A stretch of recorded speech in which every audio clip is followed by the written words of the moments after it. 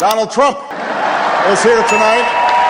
Now, I know that he's taken some flack lately, but no one is happier put this birth certificate matter to rest than the Donald. But I found a really great self-help tool for this: my poll numbers. Say what you will about Mr. Trump, he certainly would bring some change to the White House.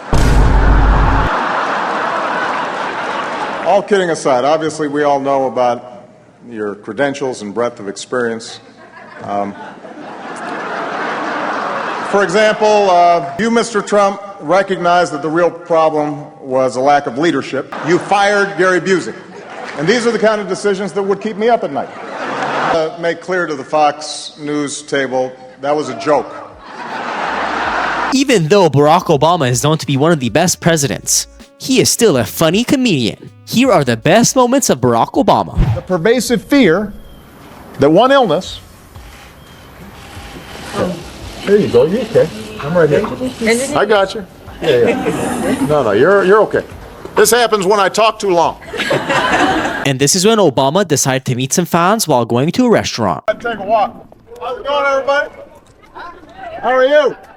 Stick to your guns. Stick to your guns. How you doing? How are you? Can I shake your hand? Good to see you. How are you? There you go. Yeah. This is the manager. The general manager. He looks like he's in charge. Yeah. I recognize that this job can take a toll on you. I understand second term, need a burst of new energy, try some new things, and then my team and I talked about it. We were willing to try anything, so we borrowed one of Michelle's tricks.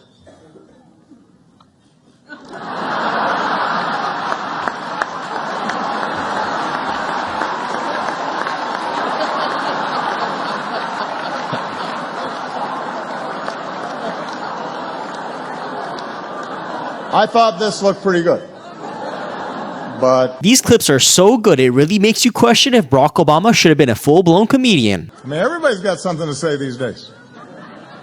Mike Huckabee recently said, people shouldn't join our military until a true conservative is elected president. Think about that.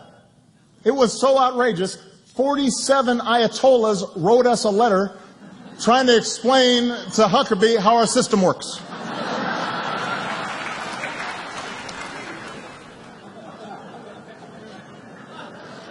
It gets worse. Just this week, Michelle Bachmann actually predicted that I would bring about the biblical end of days. Now that's a legacy. That's big. I mean, Lincoln, Washington, they didn't do that.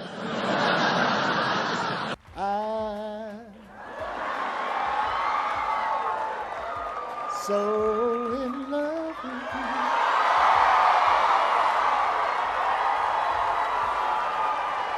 Who didn't get to ride the gravy train to freedom, who met their fate with courage and sacrifice and proved that they weren't chicken. It's not that bad now. Come on. No cameras, just us every year. No way I'm cutting this habit cold turkey. Was that depressing to you, seeing one turkey kind of taken out of circulation, turkey you couldn't eat? And this is what he had to say about MAGA supporters. 6 years into my presidency, some people still say I'm arrogant and aloof, condescending. Some people are so dumb. It is wonderful to be at Master Lock. I have to say, though, it brought back some memories.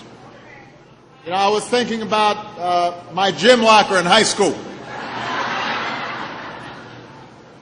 And, you know, if you go into the boys' locker room in high school, sometimes it's a little powerful, the odor in there. So I was thinking about the fact that we weren't washing our stuff enough. And then I was thinking about, as I got older and I kept on using master locks, I became an even better customer because I couldn't always remember my combination.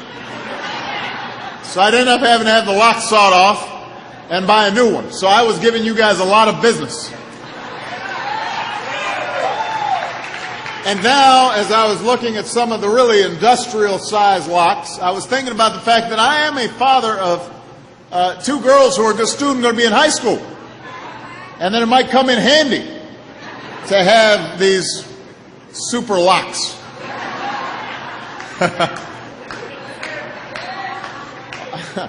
For now, I'm just counting on the fact that when they go to school, there are men with guns with them. So I, on the other end, have run my last campaign. On Thursday, as Ed mentioned, I went to the opening of the Bush Presidential Library in Dallas. It was a wonderful event, and that inspired me to get started on my own legacy, which will actually begin by building another edifice right next to the Bush Library. Can we show that, please?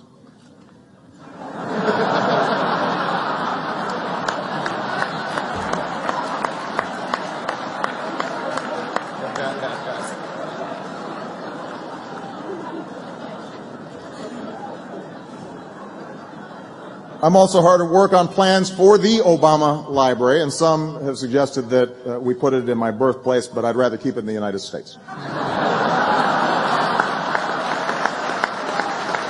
And this is when Barack Obama went all in. But, you know, I just have to put this stuff aside. I've got to stay focused on my job, because for many Americans, this is still a time of deep uncertainty. For example, I have one friend, just a few weeks ago, she was making millions of dollars a year, and she's now living out of a van in Iowa.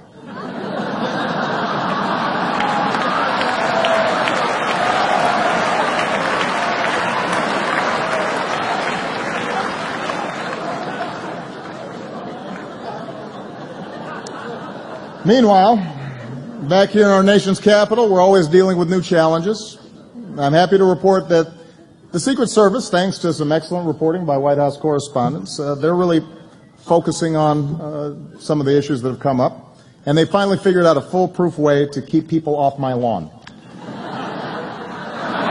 There you go.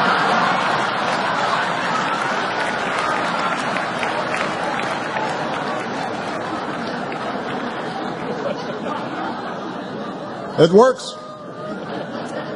And it's not just fence jumpers.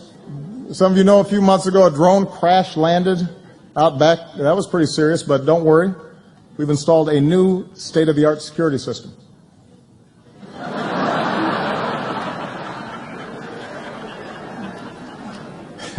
You know what? Let me set the record straight. I tease Joe sometimes, but he has been at my side for 7 years. I love that man. He's not just a great vice president, he is a great friend. We've gotten so close in some places in Indiana, they won't serve us pizza anymore.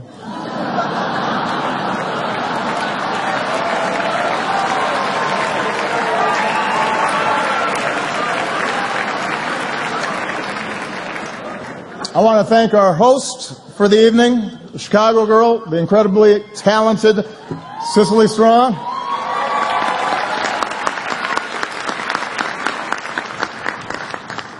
On Saturday Night Live, Cicely impersonates CNN anchor Brooke Baldwin, which is surprising because usually the only people impersonating journalists on CNN are journalists on CNN.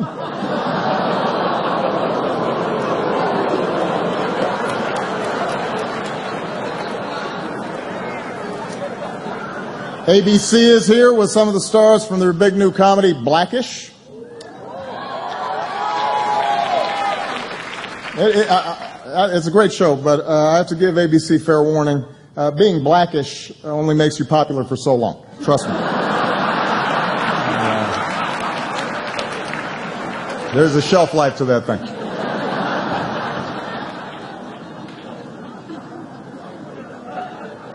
As always, the reporters here had a lot to cover over the last year. Here on the East Coast, one big story was the brutal winter.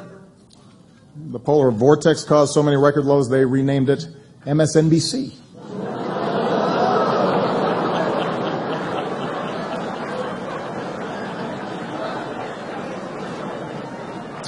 But of course, let's face it, there is one issue on every reporter's minds, and that is 2016. Already we've seen some missteps. Turns out Jeb Bush identified himself as Hispanic back in 2009. Which, you know what, I understand. It's an innocent mistake. Reminds me of when I identified myself as American back in 1961.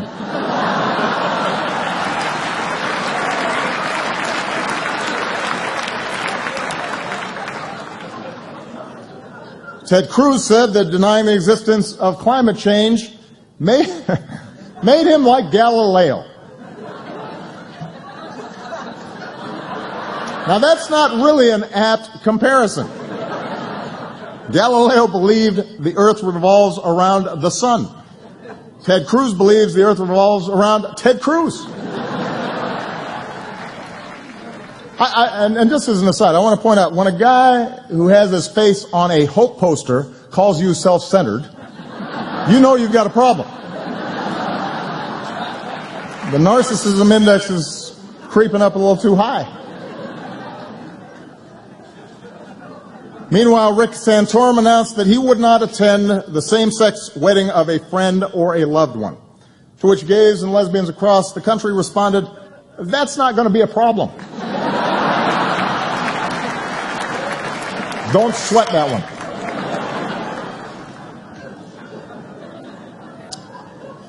And Donald Trump is here. Still.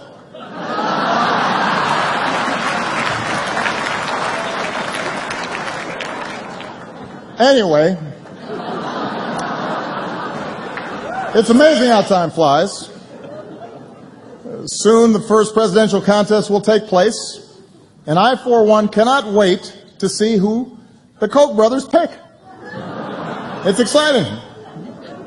Marco Rubio, Rand Paul, Ted Cruz, Jeb Bush, Scott Walker. Who will finally get that red rose?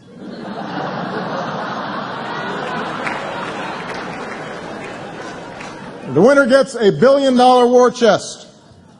The runner-up gets to be the Bachelor on the next season of The Bachelor.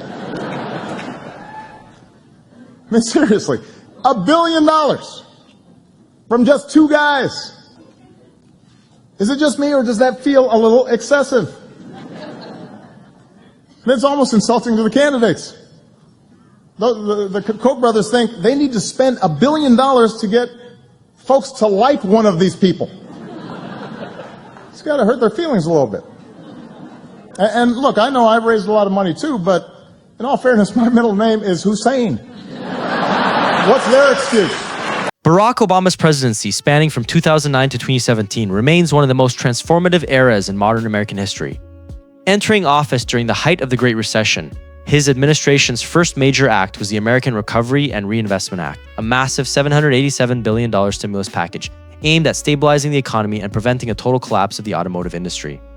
Perhaps his most significant domestic achievement was the Affordable Care Act, or Obamacare, which fundamentally reshaped the U.S. healthcare system by banning coverage denials for pre-existing conditions and extending insurance to millions of previously uninsured Americans.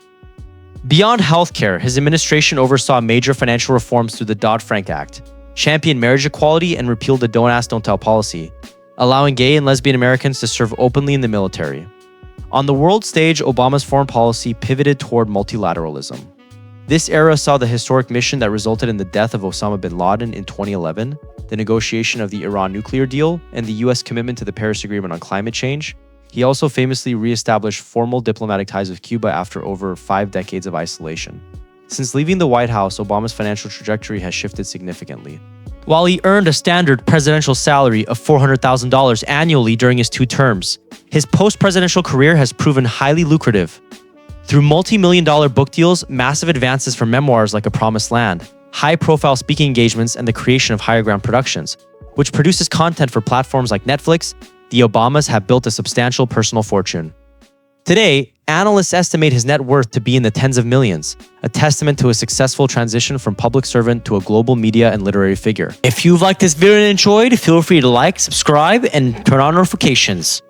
If you want to see more of our videos, feel free to visit our homepage or playlists. Thanks for watching.